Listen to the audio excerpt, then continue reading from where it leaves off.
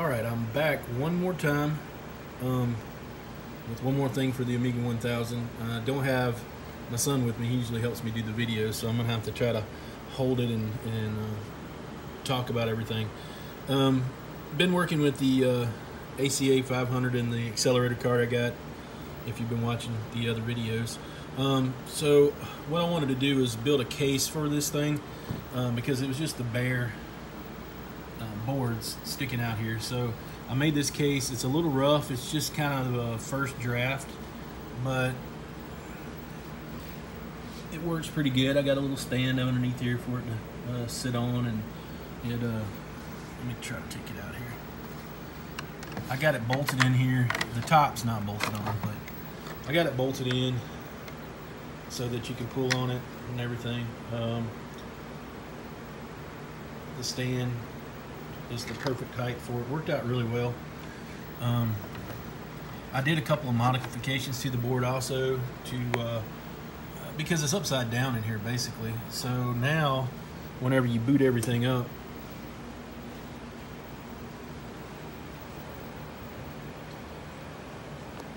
and you go to your main config menu, I'm just going to load it up. Before the LEDs, they're made for this end to face forward because it goes into 500. So I turned the LEDs and faced them up from the bottom side so you can see the activity lights. And of course the top is translucent. I got these little vents in here. The sides are well ventilated, so it's not overheating. And there you go. Just a nice little case. I've got to redesign the top one more time. It's not fitting in quite the way I want it to. I mean, it fits pretty good. You can see here, I put the LEDs on top, and I also did this little pin header right here. This one is a pin header so you can perform a recovery. Like if the for some reason the flash in the on the ACA500 gets messed up, you can take a flash or a recovery disk, pop it in your floppy, boot up, and it'll read off of this and reflash the drive, so you can't really mess up and brick your board without a possibility of getting it fixed. But anyway, that's what I got going on so far. And then this just clips into the top. But like I said, it's a little off. I got to work on it. First draft, I got to do another revision.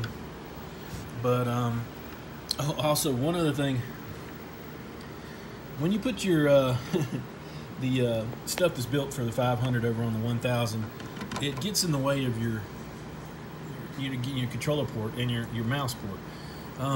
I've got a solution for this. You know, the original mouse is a 90 degree, and that's, you know, fine and dandy. It sticks down here, and that would work for that. But for the joystick port, it doesn't have that. But I've bought some things. I'm going to make a little adapter that'll drop this down, not at a 90 degree, but more like a 45, because the 90 degree would be too much, and then your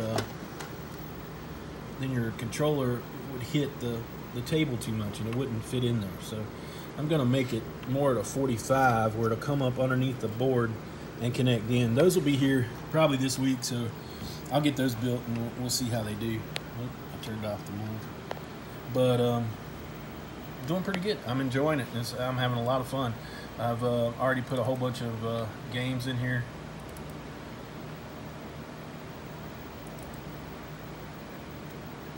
And man, I love the speed of this thing.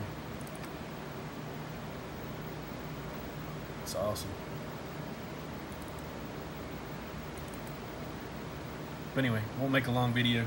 Just wanted to show y'all the case for this. I don't plan on selling them or anything. That was just something that I did for this one. I did when I was talking to the guy from Individual Computers about the problem I was having with this one.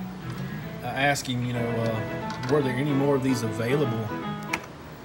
And he said no, you know, they sold out a long time ago. But he said that the ACA500 Plus, they're going to do another run in production next month. So if anybody's looking for one, which I do recommend them because they are awesome, You might want to check in there with him next month and see if they've got some. All right, talk to you later.